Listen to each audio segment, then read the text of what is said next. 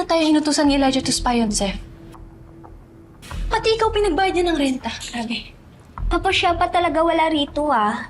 Napadrip kasi si Elijah kay Miss Chinchin kasi sinoli niya yung mga whitening soap ni Zeph. Kaya ayun, umuwi siya sa mansyon nila. Pero kitang-kita naman kay Zeph na iniiwasan niya yung mga pangungulit ng dalawang yun.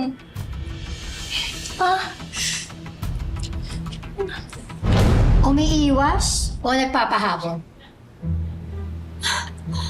Itong Zeph na to, hindi lang bida-bida. Eh, pagkamaharot din. Sabi ko na nga ba. Oo. By the way, baka alam niyo kung kanino to. Ito po? Oo. Alam mo kung kanino?